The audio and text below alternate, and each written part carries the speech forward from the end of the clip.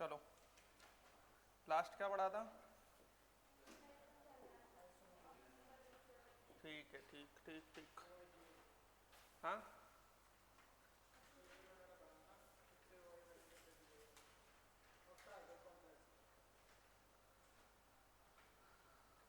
Next बनाते हैं। M A2B2C2 बनाया था लास्ट हमने ना।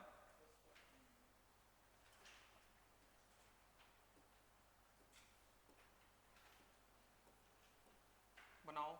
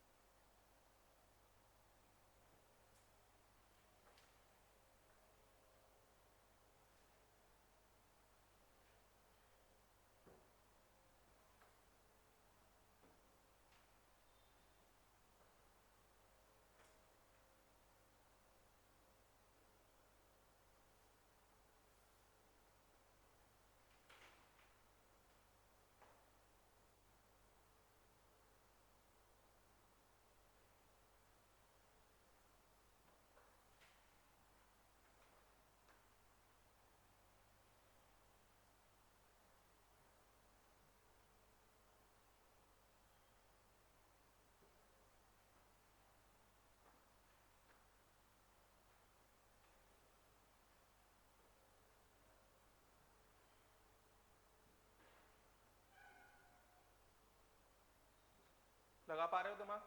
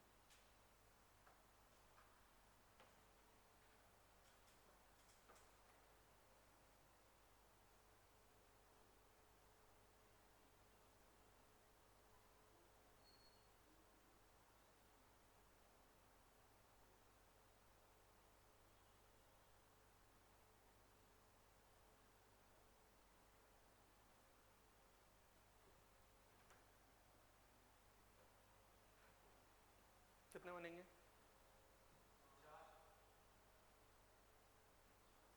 देखो A2A, A2B, B2B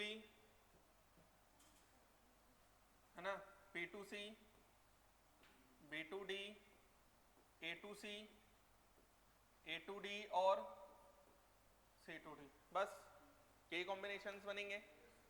अब यहां पर देखो जरा, इसमें सिस्ट्रांस कैसे देखेंगे? A2A के रिस्पेक्ट में, B2B के रिस्पेक्ट में, C2D के रिस्पेक्ट में। तो ये हमारा M है। अब ये अगर हमारा M होगा तो इसके अंदर A2A, तो जब आपने A2A किया तो B2CD के दो बन जाएंगे, BBCD, ठीक है। और M A2A B2B ये आ जाएगा। बोले कोई तकलीफ आपको? अब क्या होगा, इसके अंदर दो बन गए, अब मैं चलता हूं ए टू बी। अच्छा ए टू बी ट्रांस इसमें तो रहा ही नहीं होगा, क्योंकि यहां पर तो ये सारे सिस होंगी ना चारों पोजीशंस। तो यहां पर अगर हम बनाते हैं A to B, A to B अगर हम बनाएंगे तो क्या बचा है, ए बी सी डी, तो तीन बनेंगे। आता है ये समझ? तो ए के सामने बी, सी और ये डी, उसके बाद एम, ए टू बी, ए के सामने सी, ये क्या आ जाएगा बी और ये डी, उसके बाद एम, ए टू बी, ए के सामने डी, बी और सी। अब देखो बी टू बी जाएंगे तो दो बनेंगे। अब बी टू बी कहां दिख रहा है, एक तो मुझे ये दिख रहा है बी टू बी, है ना, और बी टू बी कहां दिख रहा है, नहीं दिख रहा, और बी टू बी नहीं दिख रहा, तो बी टू बी एक बन जाएगा। तो बी टू बी जब आप एक बनाओगे तो ये क्या बनेगा, B to B M B to B, B to B जब ये हो गया तो ए टू ए सिस बना दो और सी टू डी। अब बी टू सी, चलो बी टू सी के कितने बनेंगे, बी टू सी कर दिया तो दो बनेंगे, दो बनेंगे तो एक बी टू सी ये दिखता है और एक बी टू सी ये दिखता है, खत्म। अब वो सारे रिपीट ही हो रहे होंगे, अब बना के देख लो एक बार, बात समझ में आया, समझ गए ना? तो ये 6 बनेंगे। अब कौन सा लास्ट, अच्छा ये समझ गए ना? तो इसके अंदर अब आप एक बात सोचो, जरा दिमाग लगा के सोचना कि सिस ट्रांस अगर हम देखते हैं तो ये ट्रांस दिखता है, ये भी ट्रांस दिखता है, यहां पर A to A cis, B to B cis, ये ट्रांस क्योंकि सी टू डी, यहां पर ये सिस होगा, ये हमारा सिस होगा और ये हमारा ट्रांस होगा। क्लियर है? अब ऑप्टिकली इनएक्टिव, ऑप्टिकली इनएक्टिव आमने सामने सेम, तो ऑप्टिकली इनएक्टिव ये वाला देखो, अगर हम इसकी बात करते हैं तो इसके अंदर हाँ ये आप ये वाले इसके थ्रू ऐसे में घुमा के रख दो, दिख रहा है ऑप्टिकली इनएक्टिव, तो ऑप्टिकली इनएक्टिव, ये आपका ऑप्टिकली एक्टिव, इसके दो फॉर्म बनेंगे, इसके भी दो फॉर्म बनेंगे। क्लियर है? ज्योमेट्रिकल आइसोमर 6,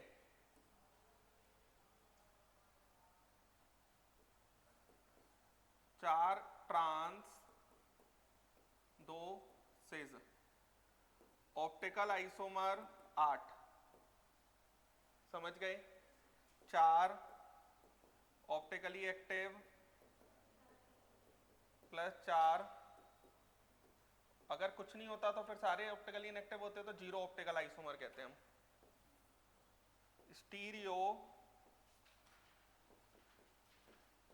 आइसोमर कितने हो जाएंगे, 8।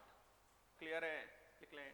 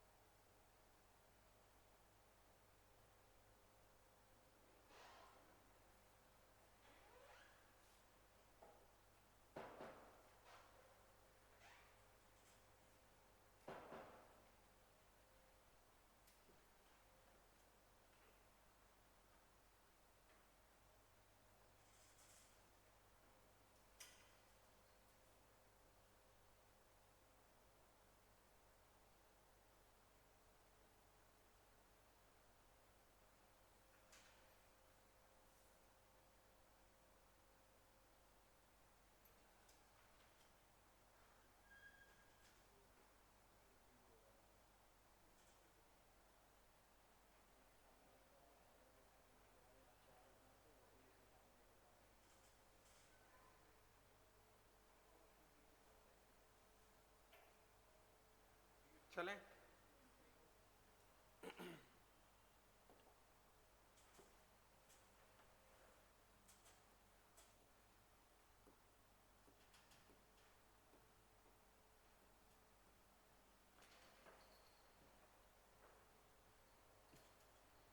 बनाओ।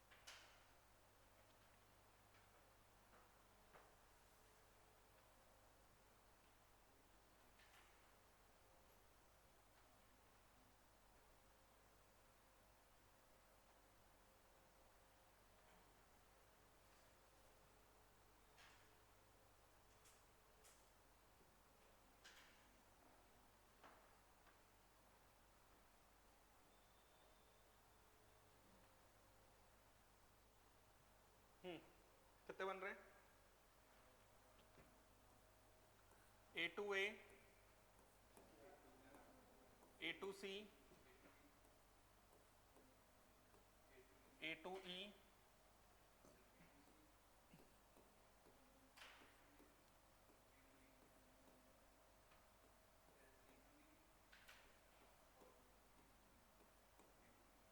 क्लियर है? इतने कॉम्बिनेशंस एग्जिस्ट कर सकते हैं। अब M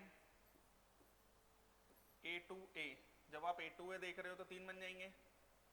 B के सामने D ले लो, ओ C ले लो, ये D, ये E, ठीक है। और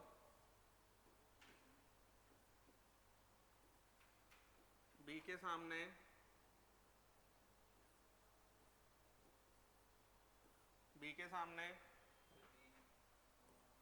D, C और ये E, M A2A, B के सामने E ले लो, C और ये D।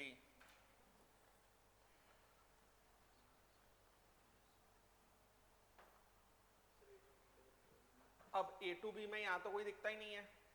जब आपने A2B लिया तो फिर से 3 बन जाएंगे। A2B,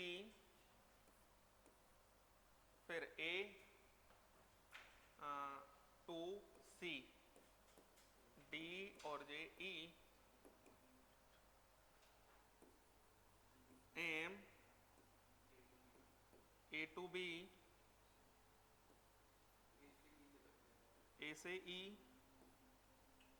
C और D, और M A2B D। समझ गए? उसके बाद अब A2C जब हम जाएंगे तो ए टू सी 3 बनने चाहिए फिर से, और ए टू सी का मुझे 1 दिखता है। ये बात समझ में आ रही है? तो कितने और बन जाएंगे? 2, है ना? तो एम ए टू सी। अब हमारा यहाँ पर किसी एक को देख लो ना, डी को फिक्स कर लो, डी को फिक्स कर लो, तो डी के सामने ई वाला बन चुका है, तो डी के सामने ए बना लो। क्या क्या बचा यहाँ? बी और ई, ठीक है। और ए के सामने सी, बोलो। डी के सामने हाँ बी, और क्या क्या बचा? अरे अब तो 2 बता दो ना कोई भी। ए और ई। अब ए टू सी हो गया ना, A to D, A to D के भी 3 बनने चाहिए। तो ए टू डी मुझे, ए टू डी मेरे को एक तो ये मिल गया, है ना, और ए टू डी मेरे को एक ये मिल गया, तो 2 मिल गए मुझे। एक और बनाना है, तो ए टू डी ये बन गया, ये बन गया, ए के सामने ई, और ये क्या आ जाएगा? हाँ बी और सी, बस यही बनेंगे। अब ए टू ई अगर हम चेक भी करते हैं तो ए टू ई 3 आ जाने चाहिए। तो ए टू ई 3 आ रहे हैं, तीनों मिल रहे हैं ना। एक तो ये मिल गया, और नीचे वाले 2, खत्म हो गई बात अब, है ना। अब सिस ट्रांस ए टू ए के रिस्पेक्ट में ही देख पाओगे, और कुछ बना ही नहीं पाओगे। तो ये हो गया हमारे पास ट्रांस ट्रांस ट्रांस सिज सिज सिज सिज सिज सिज। तो ज्योमेट्रिकल आइसोमर कितने हो गए?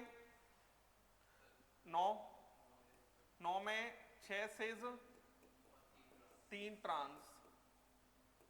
अगर हम यहाँ पे देखते हैं तो ये ऑप्टिकली इनएक्टिव इनएक्टिव इनएक्टिव, लेकिन ये सारे ऑप्टिकली एक्टिव, ये सारे ऑप्टिकली एक्टिव, तो 2-2 फॉर्म बन जाएंगे सबके, सबके 2-2 फॉर्म बन जाएंगे। हाँ, तो सबके अगर ये 2-2 फॉर्म बन गए हमारे, ये हो गया, है ना, तो ये हमारा ऐसा हो जाएगा। तो यहाँ पर कितने आ जाएंगे ऑप्टिकल आइसोमर? 15। 15 में क्या कहते हैं, 12 ऑप्टिकली एक्टिव, 6 दूनी 12, हाँ optically active, plus 3 optically inactive. ये कहानी बनेगी, लिख लें।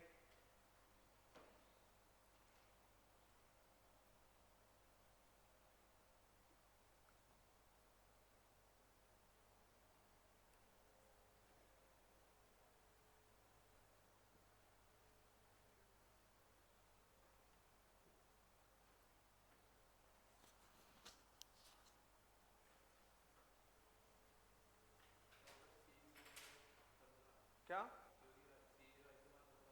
हाँ टोटल वाले ही स्टीरियो हो जाते हैं ना।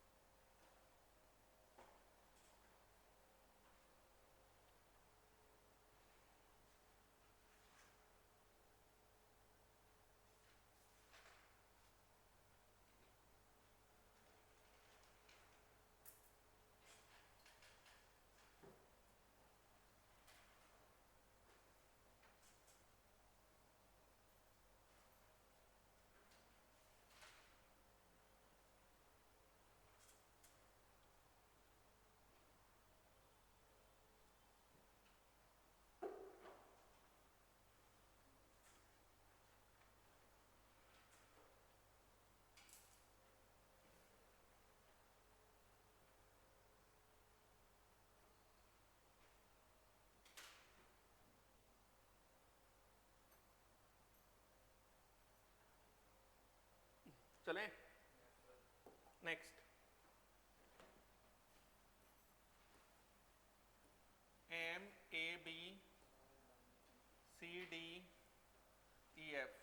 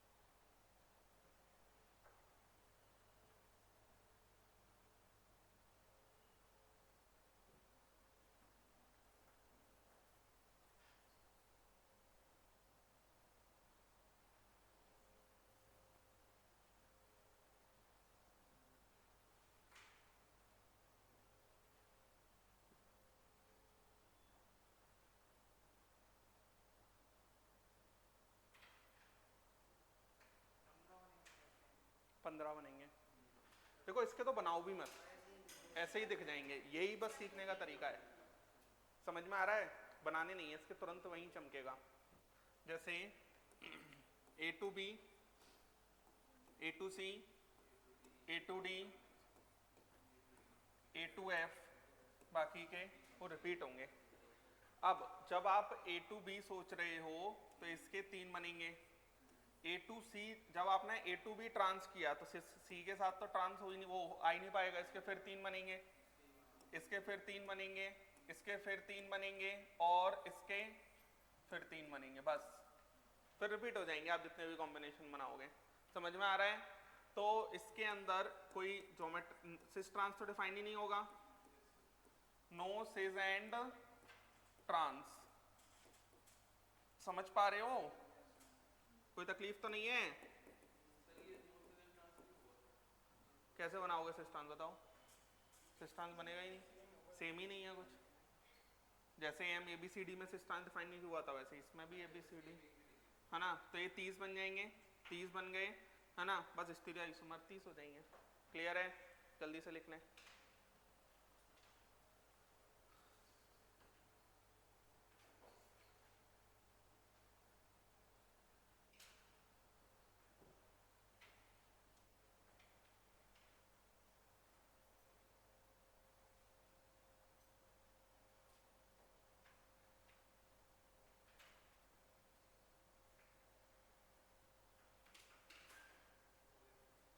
चले आएंगे।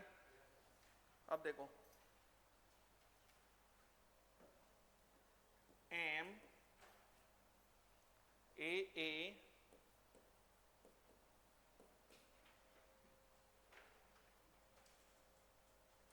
B to C D. अब M A B to C D में देखो इधर ये तो फिक्स है, ये ट्रांस जा ही नहीं सकता। तो अब B to B, B to C, B to D, C to D.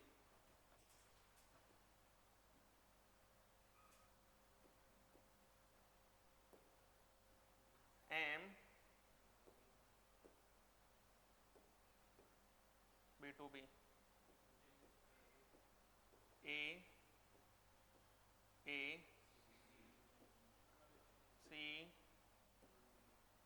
और ये डी, ठीक है। उसके बाद एम B2, इसमें और कुछ तो बन ही नहीं पाएगा, तो B2C ये फिक्स ही रख लो, A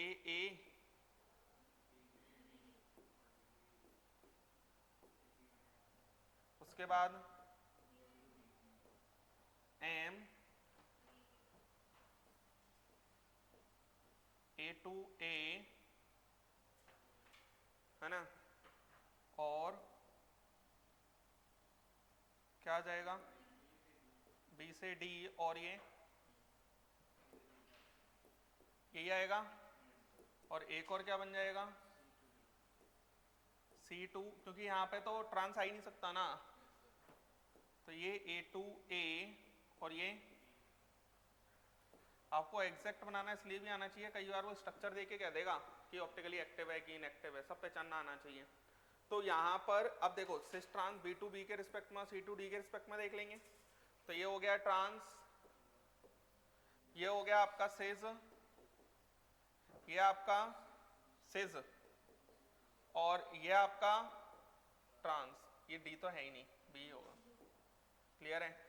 अब ऑप्टिकली इनएक्टिव, यहां पर ऑप्टिकली इनएक्टिव ऐसे कट जाएगा, ये हमारा ऑप्टिकली एक्टिव, और ये भी हमारा ऑप्टिकली, ठीक है ना। तो यहां पर ज्योमेट्रिकल आइसोमर 4, 2 सिस प्लस 2 ट्रांस, और ऑप्टिकल आइसोमर 6 में क्या होगा 4 optically active plus 2 optically inactive, ये हो जाएगा, लिख लें।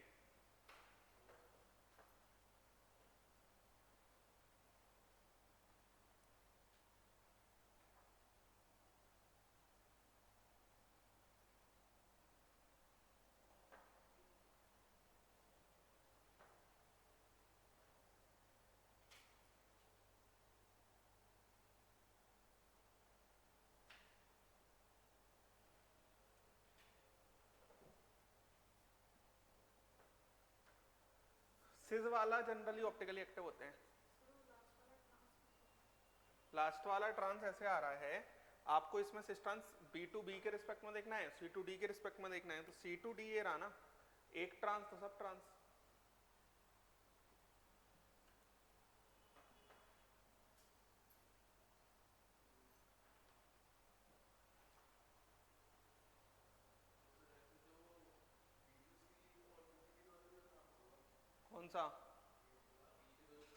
कौन सा पहला दूसरा तीसरा चौथा, ये बताओ।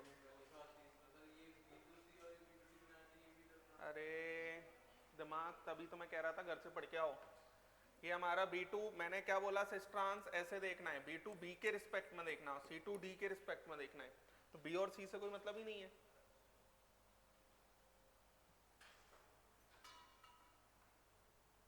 ये सब ऐसे बताने में हम 11th में ही थक जाते हैं, तो ड्रॉपर में हम एक्सपेक्ट नहीं करते हैं कि ऐसे हमें बताना पड़े। 11th वाले ऐसे होते हैं कि सर ये बता दो, सर ये कैसे होगा।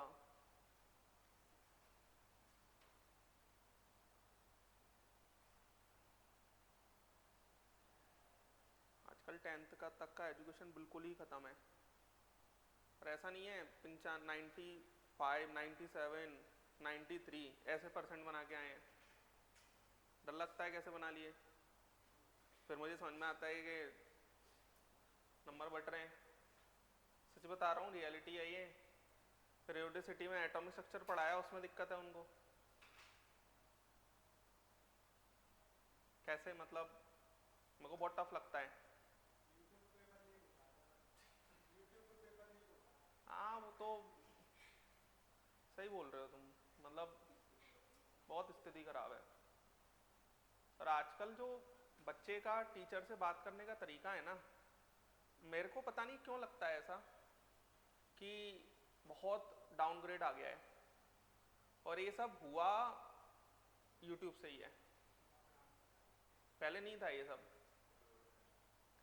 और इसमें जैसे जो नीट के ड्रॉपर आते हैं, कुछ के पास तो अच्छा एटिकेट्स होता है बात करने का, कुछ तो ऐसे आते हैं इनसे बात करने का ही मन ना करे कि यार ये मतलब क्यों ही पढ़ रहे हैं, इस टाइप के कुछ आ जाते हैं। थके हुए से नहीं होते हैं, ड्रॉप ले लेके थक गए। हाँ, और यार मेरे को ये लगता है कि अगर आप एक हाथ 2 ड्रॉप मान लो मैक्सिमम, अगर आपका नहीं निकलना नीट तो कुछ और कर लो यार। आजकल तो बहुत चीजें हैं करने के लिए। हाँ 5 साल, और यार एमबीबीएस अकेले से कुछ नहीं हो रहा, कोई नहीं पूछ रहा अकेले एमबीबीएस को 25,000 रुपए नहीं मिल रहा अकेले एमबीबीएस को। नहीं, अरे वो मेरे को तो, मैं आपको रियलिटी बताऊं, आज मेरे से कोई कहे कि ना एम्स से एमबीबीएस कर लो तो मैम तुम्हें फ्री में करवा रहे हैं, तो नहीं करूंगा मैं। ये रियलिटी है। मुझे डॉक्टरी सबसे बकवास चीज लगती है, हो सकता है अच्छी चीज हो, लेकिन मेरे को पर्सनली कभी पसंद नहीं है। बहुत थकाने वाली चीज है वो, और उसमें आज नाइट ड्यूटी है, और नाइट ड्यूटी मतलब पूरी नाइट कौन जागेगा। मैं ऐसा हूं कि पूरी रात जाग गया तो अगले 5 दिन बीमार,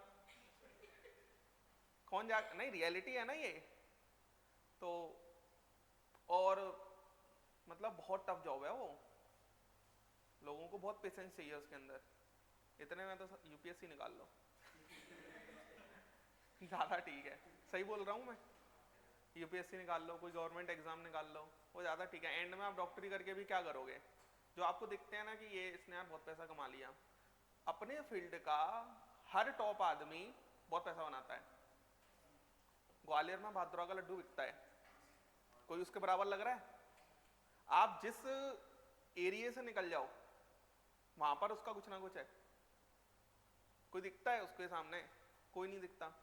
तो टॉप लेवल पे तो हर किसी फील्ड में पैसा है, हर किसी फील्ड में। हमेशा एवरेज को देखा जाता है, एवरेज का क्या है, तो एवरेज तो एंड में आप गवर्नमेंट हॉस्पिटल ही ज्वाइन करके अपना बना रहे होते हो, तो वही सब चल रहा होता है। ठीक है, कुछ लोगों का पेशेंस होता है कि ऐसा करना है वैसा करना है, लेकिन आप विद 12th क्रैक कर लो, 1 साल ड्रॉप लेके क्रैक कर लो, 2 साल ड्रॉप लेके क्रैक कर लो, तो मुझे लगता है वर्थ भी है। आप 7 साल कर करके और फिर आप क्रैक कर लो, तो मुझे नहीं लगता कि उसमें कोई। मेरा एक फ्रेंड है, वो पीडियाट्रिक्स में डॉक्टर बन रहा है, उसके बाल चले गए। अब मैं उससे कहता हूँ कि यार तू क्या करेगा, मतलब तू बन भी गया तो मुझे ये बता तू करेगा क्या। मैंने कहा पूरा चार्म तो खत्म हो गया तेरे जीवन का, अब तू इतने साल का हो गया है और अभी भी कुछ नहीं है। अभी भी ऐसा थोड़ी है कि पहले दिन से तुमने लगाया और आज 100% देखने हैं तुम्हें, मक्खी मारते हैं। शुरुआत के 2-4 साल कुछ नहीं होता, उसके बाद में कुछ बनना चालू होता है। और डॉक्टरी लाइन में आज की डेट में इतना कंपटीशन है ना, बहुत कंपटीशन है, पहले नहीं था इतना, अब तो बढ़ती जा रही है।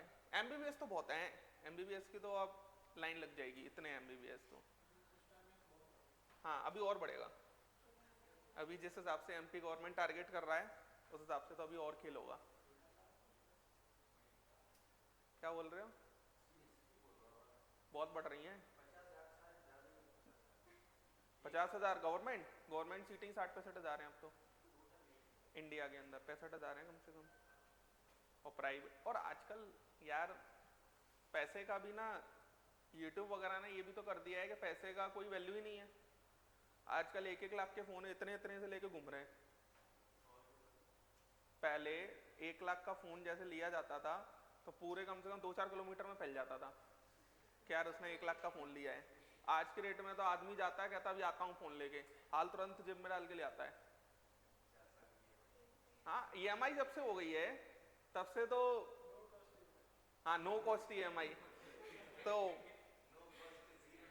हाँ नो कॉस्ट EMI, तो वही वाली बात मैं बोल रहा हूँ आपको कि, और EMI एक ऐसा ट्रैप है ना कि आप जैसे, अभी तो आप बहुत छोटे हो, अभी जब आप थोड़ा कमाना चालू करोगे तो आप ये फील करोगे, मान लो आपने मंथली इनकम आपकी 50,000 से चालू हुई, चलो मैं कहता हूँ 1 लाख से चालू हुई, आप लाइफ में सबसे ज़्यादा खुश तभी रहोगे जब शुरू के 2 साल आप 1-1 लाख रुपए महीने का कमा रहे होगे। फिर जैसे ही आपकी इनकम बढ़ती है, आपके शौक बढ़ते हैं। शौक कैसे बढ़ते हैं कि यार घर होना चाहिए। अब घर होना चाहिए, आपने मान लो 1-1.5 करोड़ का घर ले लिया, आपने कहा कोई दिक्कत नहीं, EMI बनवा लेंगे, EMI बनवाया, अब EMI बनता है 25 साल का, तो आप चाहे जॉब करो चाहे नहीं करो, आपको 60-70 हज़ार का EMI देना है। समझ में आ रहा है? फिर आपने कहा यार घर होना चाहिए तो कार भी होनी चाहिए, तो फिर कार भी ली जाती है। तो फिर तो एंड में जब आप पूरा ये सब फैलाते हो और किसी दिन जब संडे को बैठते हो तो आपको ये फील आता है कि यार मैं सबसे ज्यादा खुश तभी था जब EMI नहीं था। समझ में आया ना? जैसे मैं ये खुद से बहुत अच्छे से रिलेट करता हूँ कि मैं जब टीचिंग चालू किया था तो मुझे बहुत मतलब 25-30 हज़ार रुपये मिलते थे, 32 हज़ार रुपये मिलते थे। तो मेरे को ये लगता था कि यार 32 हज़ार बहुत है, क्या करना है, कोई टेंशन ही नहीं है ना। 2000 मैं बात बता रहा हूँ आपको, ये 16 की, 2016 में फिर एक दूसरी जगह गए तो 32 हज़ार से सीधे हो गए 70 हज़ार। तो फिर 1 साल के अंदर फिर लगा यार ये तो मतलब जैकपॉट है, कोई टेंशन ही नहीं है ऐसा। हाँ, फिर उसके बाद 1-1.5 साल बाद उसी कोचिंग में और डबल हो गया। तो फिर मैंने कहा यार अब तो कुछ करना चाहिए, अब इतना मिल रहा है तो कुछ तो कर लो, नहीं तो फालतू इधर उधर लोग दोस्त आएंगे कि यार ये खर्च कर ले वो खर्च कर ले। तो मैंने कहा कुछ कर लो। तो फिर मैंने कहा चलो ये ले लेते हैं वो ले लेते हैं, ये लिया वो लिया, EMI बांध दिया। फिर उसके बाद मैं कोविड आया तब भी मुझे कोई टेंशन नहीं हुई, लेकिन बस ये टेंशन हुई कि जितने भी सेविंग था सब जीरो। तो वही वाली बात मैं आपको बोल रहा हूँ कि सबसे ज़्यादा इंसान खुश तब रहता है जब इनिशियल ईयर्स में रहता है, या फिर सबसे ज़्यादा इंसान खुश तब रहता है जब वो कोई बर्डन लेके नहीं चलता, तभी आप खुश रहोगे। हाँ नहीं, बिजनेस ऐसा नहीं है, मेरे घर में बिजनेस भी होता है, मेरा भाई जॉब भी करता है, मैं भी जॉब करता हूँ, तो सारी मिक्सचर है हमारे पास। तो हम सारी चीज़ों को एनालाइज करके बैठते हैं तो हमें ये लगता है कि सबका अपना अपना है। देखो हर कोई अपने टाइप से लाइफ को सेट करना चाहता है। बिजनेस में ये है कि आपने मान लो अनएक्सपेक्टेड 25 लाख खर्च कर लिया एक्स्ट्रा, तो आप ये सोचोगे कि मैं कैसे कर सकता हूँ, लेकिन इस आप जब जॉब कर रहे हो तो आप ये नहीं सोच सकते ना, आपको तो उसी में से सब कुछ करना होता है। लेकिन कई बार जब बिजनेस में जब डाउनफॉल आता है तो लगता है जॉब बहुत अच्छी है, और जब जॉब में इरिटेशन होती है तो लगता है बिजनेस बहुत अच्छा है। तो ये लाइफ जो है ना ये बहुत वैसी है, इसके अंदर इंसान सेटिस्फाइड तो है ही नहीं। मुझे लगता है पूरे वर्ल्ड में 0.00001% होंगे जो सेटिस्फाइड होंगे खुद की लाइफ से। जो लोग फॉरेन में रह रहे हैं वो कहते होंगे यार तुम बढ़िया है, अपने देश में रह रहे हो, मस्त मजे कर रहे हो। जो लोग इंडिया में रह रहे हैं वो कहते होंगे यार तुम बढ़िया है, फॉरेन में रह रहे हो। तो वही वाली चीज़ है, क्योंकि जैसे आप इंस्टाग्राम खोलते हो तो यार उनने जैसे मान लो कोई फोटोज डाले हैं, यार बढ़िया है, मतलब जर्मनी घूम रहे हैं, बढ़िया है। अब वो क्या है, वो और करें क्या? जैसे मान लो आप हो, आप अगर फ्री रहे, आप इंडिया में नौकरी कर रहे हो, आप फ्री रहे तो फैमिली फंक्शन अटेंड करने आ जाओगे, आप फ्री रहे तो दोस्तों के साथ मिल लोगे। वो क्या करें बेचारे, उनको तो फोटो ही डालने हैं, उनके पास और कुछ है ही नहीं लाइफ में। तो वाली सारी चीजें होती हैं। तो हर किसी का मोटिव अलग अलग होता है। जैसे एक मैं जानता हूँ, एक मतलब उसने IIT से बीटेक किया है ना, जॉब किया 1 साल, फिर वो फॉरेन चला गया। तो मैंने उससे पूछा तू फॉरेन क्यों चला गया? अच्छा वो दिखने में भी नहीं होते हैं ऐसे कि ये है ही वहीं का प्रोडक्ट, बस जहाँ गया है, तो हाँ वो वैसे ही दिखता था। तो मैंने उससे कहा तू वहाँ क्यों? तो यूरोप में ही कहीं चला गया है वो। तो बोलता है कि भैया वो मेरे छोटे भाई का फ्रेंड है, तो उसने IIT पटना से बीटेक किया है, तो बोलता है मेरे को वहीं रहना है, अब वो आते ही नहीं है। तो वही वाली चीज़ है। तो ऐसे बहुत सारे लोग हैं जिनको अलग अलग चीज़ों में फन मिलता है। समझ में आ रहा है ना? कई लोग ऐसे होते हैं कि जैसे ही अगर मान लो फॉरेन का सोच भी लिया, फ्लाइट में बैठ गए, रोके बाहर आ जाएंगे कि जाना ही नहीं है। तो वो अटैचमेंट और फीलिंग्स और इमोशंस, बहुत सारी चीज़ें होती हैं जिन पर आपकी लाइफ डिपेंड करती है, जिन पर आपकी लाइफ के डिसीजंस डिपेंड करते हैं। समझ में आ रहा है? एक इंसान होता है उसे सिर्फ खुद से मतलब होता है कि यार मैं सब कुछ, मतलब बस मैं नहीं होता है, कई सारे ऐसे होते हैं ना। कुछ इंसान होते हैं जो कि यार मैं नहीं, मेरे आसपास के भी जितने लोग हैं वो खुश रहने चाहिए। तो वो इंसान ज्यादातर वैसे दुखी रहता है जो ऐसा सोचता है, लेकिन फिर भी नेचर है वो। तो डिपेंड करता है, उसी तरीके से आप डिसीजंस लेते हो लाइफ के, ये मेरे को लगता है। और लाइफ के डिसीजंस कई बार अच्छे हो गए तो बहुत बढ़िया है ना, और अच्छे नहीं हुए तो ऐसा बहुत लोगों से आप कहते हुए भी सुनोगे कि जैसे एक इंदौर में एक सैंडविच वाला है ना, बहुत फेमस है वो। तो इंदौर क्या है, मैं आता जाता रहता हूँ तो इसलिए मुझे मतलब सब पता रहता है इंदौर का। तो उससे पूछा क्या कि आप सैंडविच में ऐसा क्या खिला रहे हो जो आपके यहाँ लाइनें लग रही हैं, इंदौर में उसके 3-4 आउटलेट हो गए हैं। तो बोलता है कुछ नहीं है, भगवान ने आशीर्वाद दे रखा है, बस इसलिए। और ये रियलिटी है, सही टाइम पे सही अपॉर्चुनिटीज क्रैक करना। तो आप कुछ बड़ा अगर कर रहे हो तो उसमें भी सारी चीजें वो हैं ऑलरेडी, इसलिए चल रही हैं। नहीं तो आप अगर सोचो कि मैं बहुत टैलेंटेड हूं तो आपसे एक से एक टैलेंटेड डले हुए हैं। समझ में आया ना? तो टैलेंट की तो इंडिया में वैसे ही कमी नहीं है, तो वाली सारी चीजें हैं। और जब से YouTube आया है तो लोगों को ऐसा लगता है कि फ्री में भी सक्सेसफुल हो सकते हैं। समझ में आ रहा है ना? YouTube के अंदर तो ये लगता है ना कि फ्री में भी सक्सेसफुल हो जाएंगे। कई सारे लोग हैं जो फ्री में ऐसे ही टाइम पास में खेल कर दिया उनने, तो वाली सारी चीजें हैं। चलो वापस आते हैं, नेक्स्ट क्वेश्चन करते हैं बच्चों।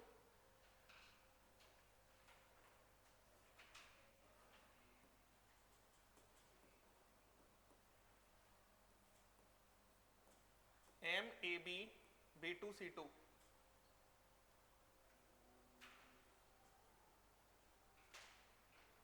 बनाना।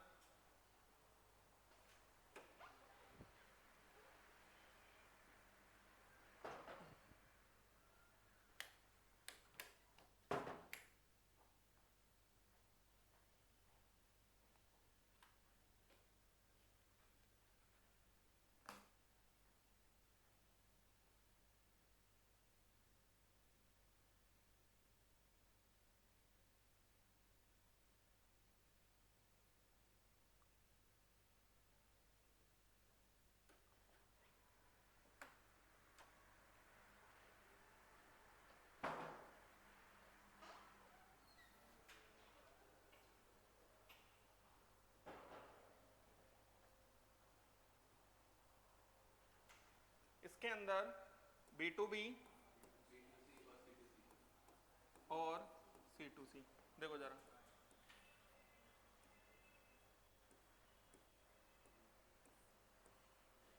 AB है ना, एक गेट लगाओ पीछे। ये हमारा B2B C और ये C, ठीक है। अब इसके अंदर M क्या आएगा? अब इसमें तो और कुछ बनेगा ही नहीं, तो ये B2C A क्या हुआ? B और C, तो इसमें एक और बन जाएगा M B C A2B और C और B और M C2C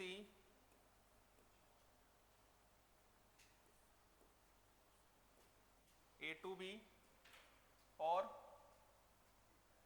क्या आएगा?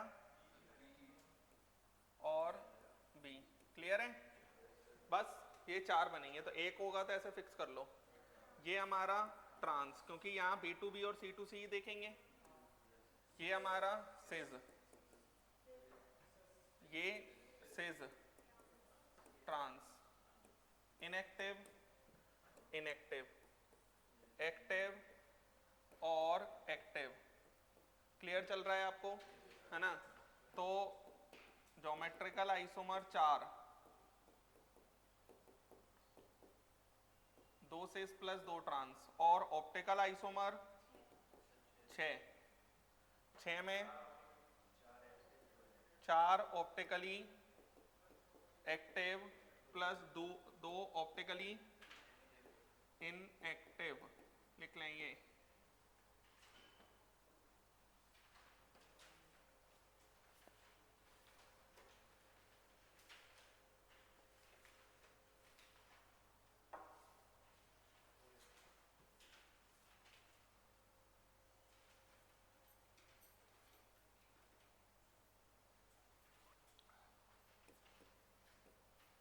एम ए बी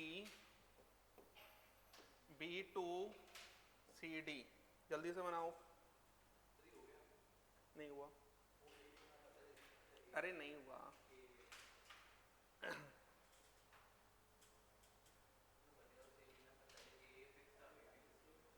बनाओ बनाओ।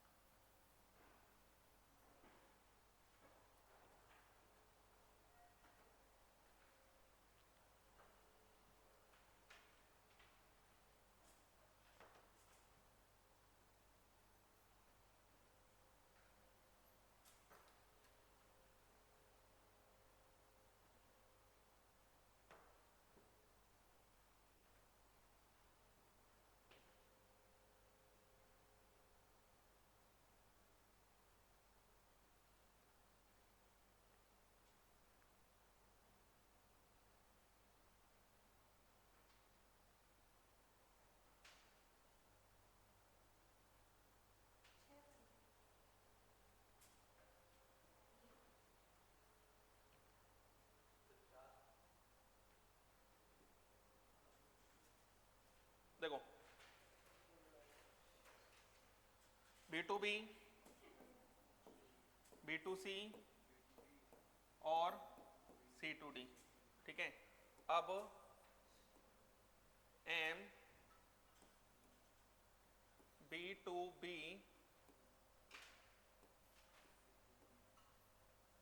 AB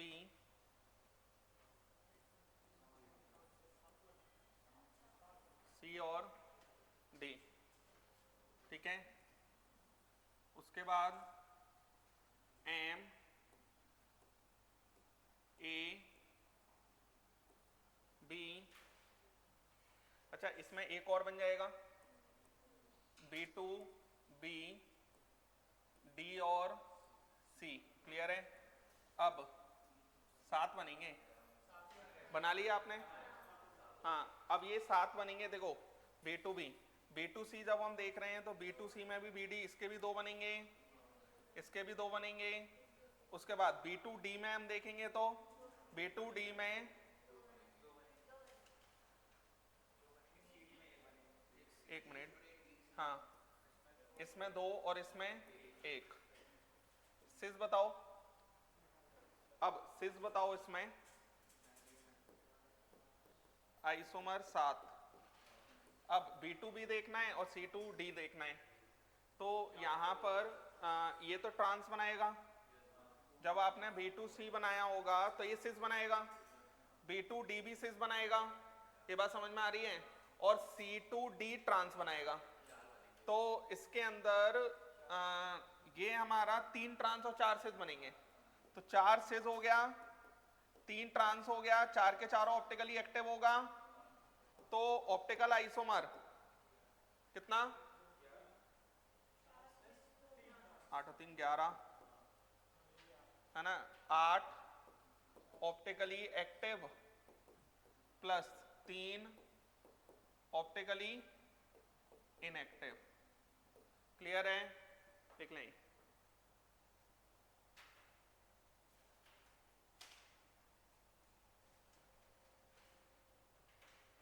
नहीं, इसमें ना कोई ट्रांस भी ऑप्टिकली वो हो रहा है एक्टिव, 12 आ रहे हैं, वो बनाना ही पड़ेगा।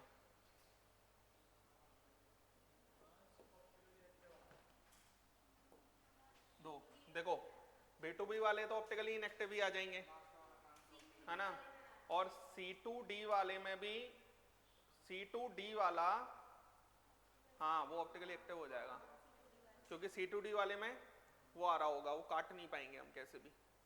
अरे समझ में आ रहा है ना, क्योंकि यहाँ ए बी, कैपिटल ए भी अलग अलग होगा, वो स्मॉल भी तो अलग अलग होगा।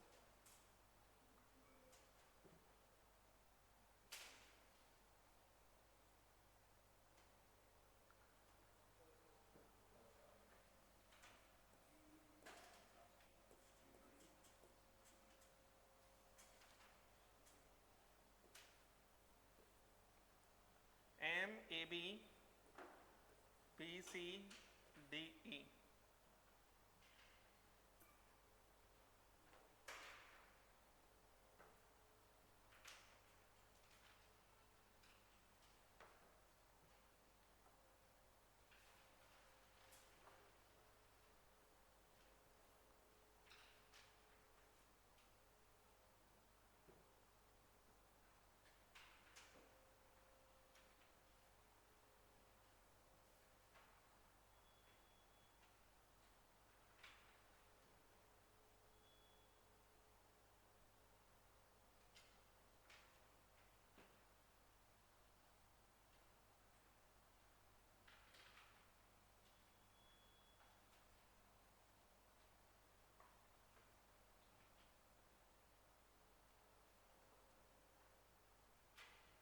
इसका भी दिमाग लगा लो बस।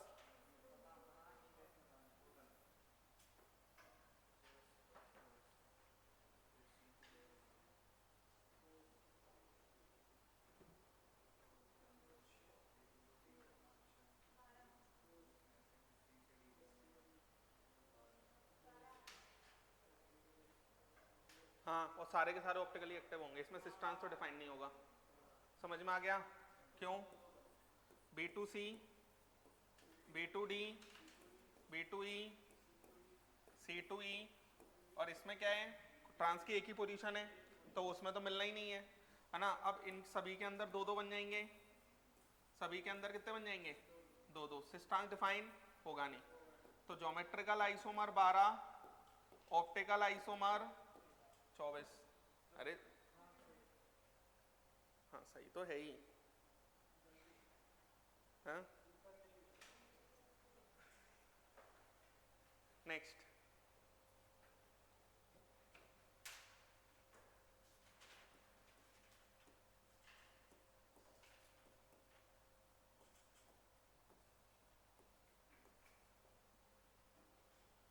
MAB whole twice B2।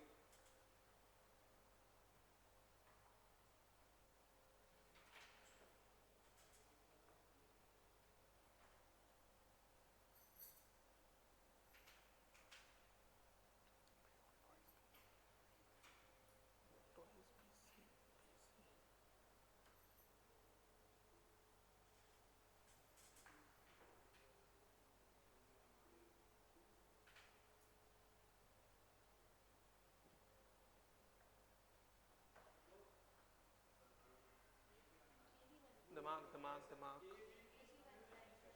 दिमाग दिमाग,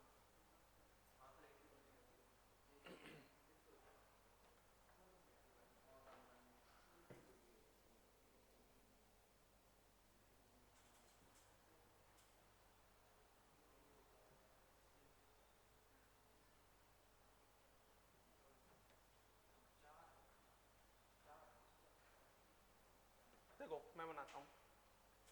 अब इसके अंदर क्या है, ये भी बहुत दिक्कत देगा, क्योंकि यहाँ दो आ गए ये बाइडेंडेड लिगेंड अनसिमेट्रिकल वाले। तो M, ये B ले लो और ये B ले लो, ठीक है। यहाँ पर ये A, ये B, ये ऐसा, ये A, ये B, ये ऐसा, क्लियर है। उसके बाद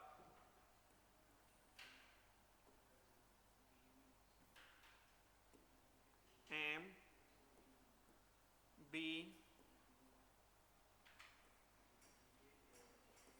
ए बी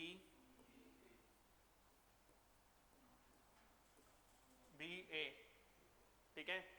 अब इसके अंदर हम चले जाएंगे सिस के पास, तो जब हम सिस के पास चले गए तो ये हो गया ऐसा, ए बी ए बी, ये भी बन जाएगा। अब इसके अंदर इसी फॉर्म में ए के सामने बी कर दो, समझ आ रहा है? ये ए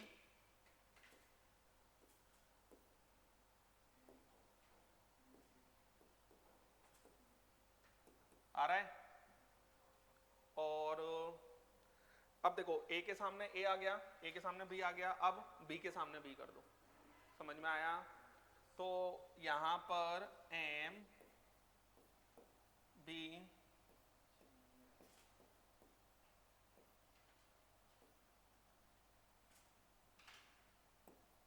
ये बी ये ए, क्लियर है? और ये बी, बोलो। अच्छा, अगर ये BC होता तो फिर हम ये भी देखते कि इस बी के सामने ये कौन सा आ गया, ऐसे भी देखते फिर हम, लेकिन ठीक है, ये क्वेश्चन जेईई एडवांस में आ चुका है। एम ए बी, ये तो बना लोगे ना, जो भी फॉर्म दिया होगा तो इसमें कन्वर्ट तो कर ही लोगे, सिमेट्रिकल अनसिमेट्रिकल जानते हो, बस अब कोई नहीं बनेगा। तो इसके अंदर सिस ट्रांस कैसे देखेंगे? ए और ए के रिस्पेक्ट में देख लेंगे, बी और बी के रिस्पेक्ट में देख लेंगे, ये बी और बी के रिस्पेक्ट में देख लेंगे। तो यहाँ पर ज्योमेट्रिकल आइसोमर तो 5 आ रहे हैं, 5 में से सिस ट्रांस अगर मैं देखता हूँ तो देखो ये तो ट्रांस होगा, ये भी ट्रांस होगा, यहाँ पर बी और बी तो सिस हो गया, लेकिन ए टू ए ट्रांस हो गया, यहाँ पर ये सिस होगा, ये ट्रांस होगा, क्लियर है? तो 4 ट्रांस प्लस 1 सिस, ऑप्टिकल आइसोमर देखो जरा, ये ऑप्टिकली इनएक्टिव, ये ऑप्टिकली इनएक्टिव। अब ये वाला अगर हम देखते हैं तो ये ऑप्टिकली एक्टिव होगा, क्योंकि आप कहोगे सर ऐसे काट दो, ऐसे काट देंगे तो इसका मिरर ये हमारा ए से पीछे की साइड जा रहा होगा और ये यहीं होगा, मिरर इमेज नहीं आने वाले ये, तो ये ऑप्टिकली कैसा होगा? एक्टिव। तो हर ट्रांस ऑप्टिकली इनएक्टिव नहीं होता, ये तो ऑप्टिकली एक्टिव होना ही है, और ये तो ऑप्टिकली, ये ऑप्टिकली एक्टिव होगा। तो ये हमारे कितने आ जाएंगे? 3 दूनी 6 8, है ना? अरे बोलो, active plus 2 optically inactive, clear है?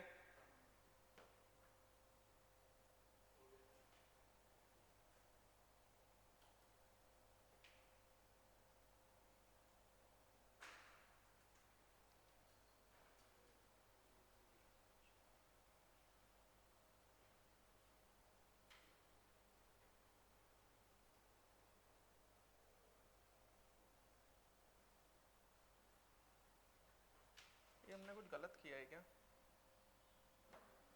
एक बार चेक करना। ये दोनों तो चलो गए, अगर हम इसकी बात करते हैं, नहीं यही होगा, ये ट्रांस वाले तो ऑप्टिकली यही बनेंगे। किसमें? कैसे?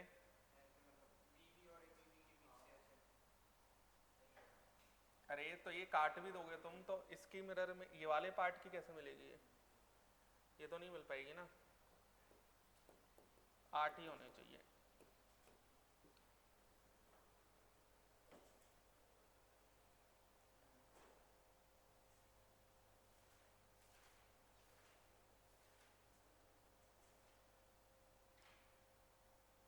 टेबल भी नहीं बनाई होगी ना, मॉड्यूल में बनाई है क्या? वो नहीं दी ना।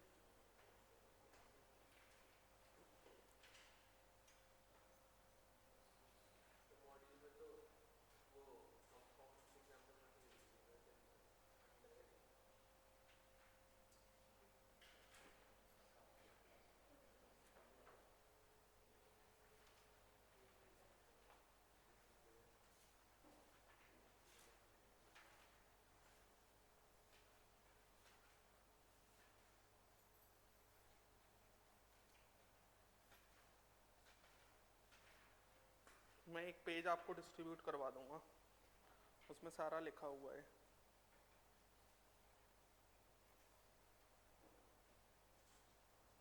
अगर आपको याद भी करना हो तो कर सकते हो।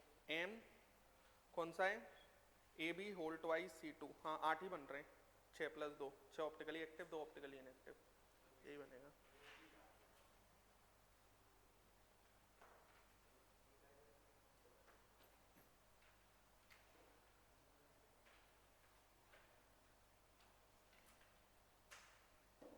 चलें, एम ए होल थ्राइस, इसके और बना लेते हैं।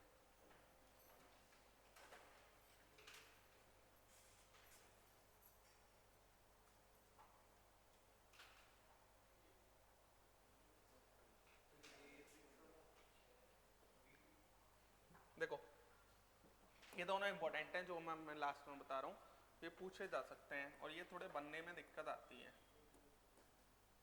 एम ए होल थ्राइस, इसका कोई ज्योमेट्रिकल नहीं बनेगा, कैसे बनाओगे ज्योमेट्रिकल, सेम है तो यहाँ पर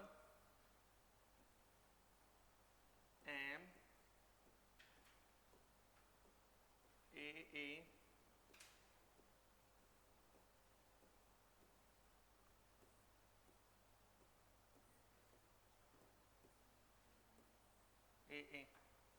ठीक है, और ये क्या होगा ना, ऑप्टिकली एक्टिव होगा, तो ये दो फॉर्म बनाएगा।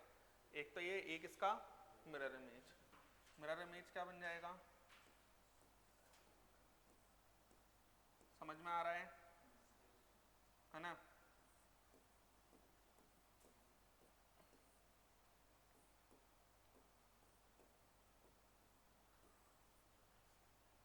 नो जी आई,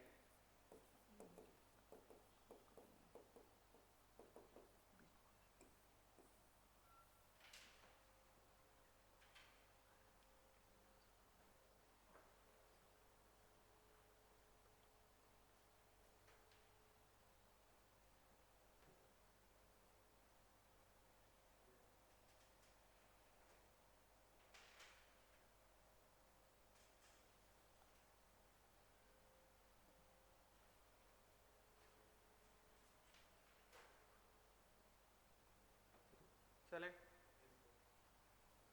अब देखो एक और, M A B whole thrice, M A B whole thrice में एम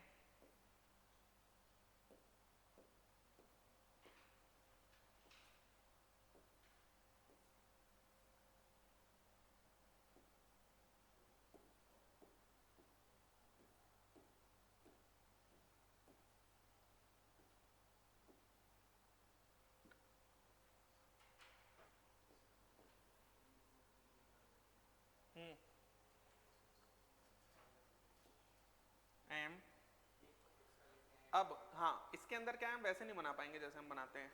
ये देखो आप,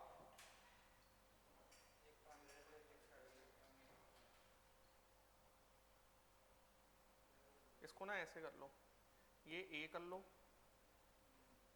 ये बी कर लो, ठीक है, ये बी कर लो और ये ए कर लो, तो ये सिज बन जाएगा। समझ में आया। अब इसके अंदर इसको मैं फिक्स रख लेता हूं, ठीक है, इसको मैं, ये आप बी कर लो, ये आप ए कर लो, ठीक है, और ये आप बी कर लो और ये ए कर लो। बात समझ में आया। ये क्या हो जाएगा, ट्रांस। तो दो ज्योमेट्रिकल और ऑप्टिकल कितने हो जाएंगे, 4, ये बन जाएगा। बस लिख लें।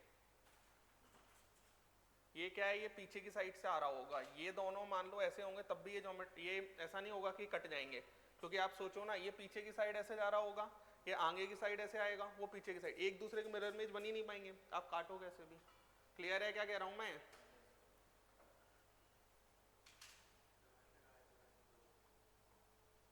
हाँ, और एम ए होल थ्राइस में तो ज्योमेट्रिकल आइसोमर बनेंगे ही नहीं।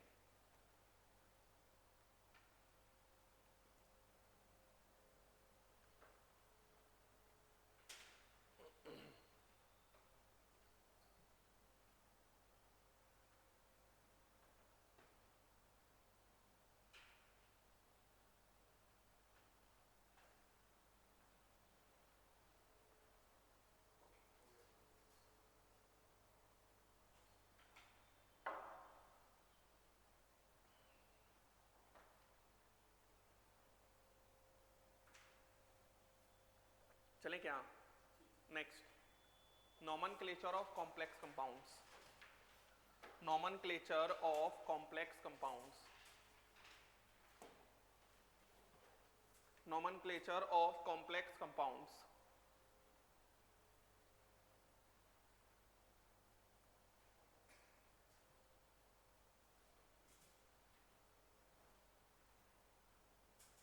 First rule is applicable.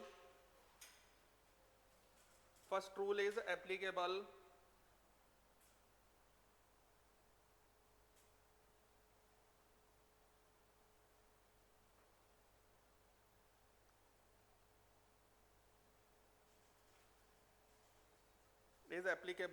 for those complexes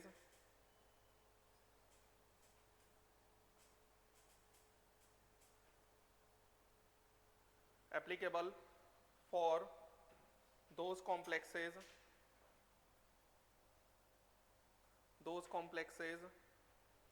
which has simple positive ion and complex negative ion. Simple positive ion and complex negative ion. Complex negative ion.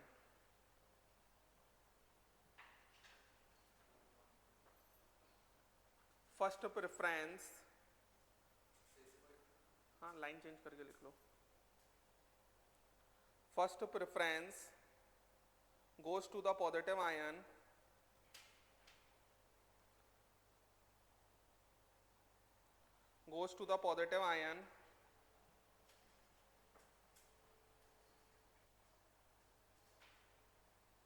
which is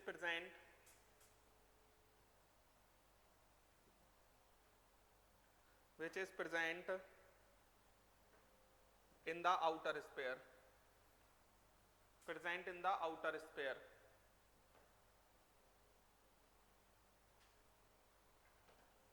Present in the outer sphere. आगे लिखो, write only the name of positive ion. Write only the name of positive ion, not the number. Not the number. Second order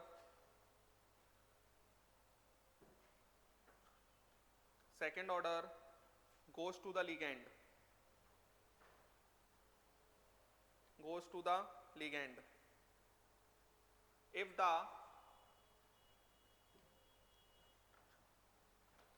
If the same type of ligand is there,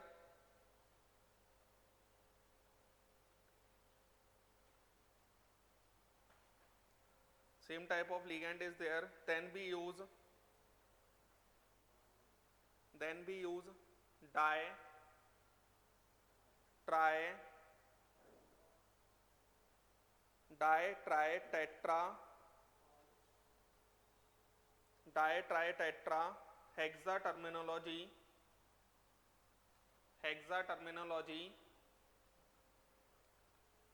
terminology for 2, 3, 4,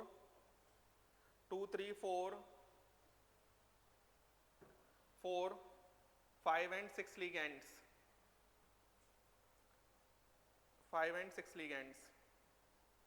Then after the name of ligand.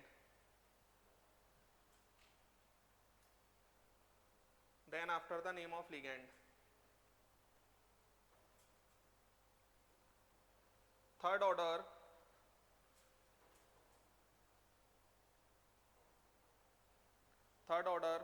goes to the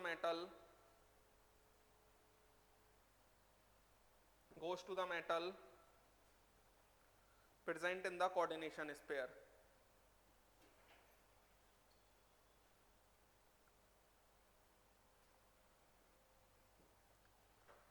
We will write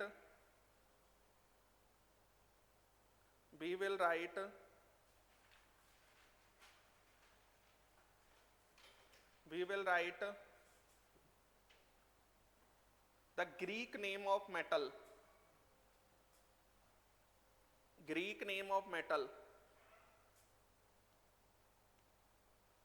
Greek name of metal, and ate, 8 suffix will be added. ate, 8 suffix will be added. ate, 8 suffix will be added. देखो जैसे iron आता है, iron में नाम लिखेंगे हम ferret, cobalt में नाम लिखेंगे हम कोबाल्टेट, निकिल में निकलेट, उसके बाद जिंक में जिंकेट, कॉपर में क्यूप्रेट, सिल्वर में अर्जेंटेट,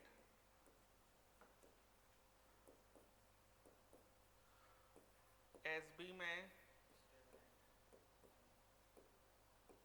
स्टेबेनेट लिख लेंगे।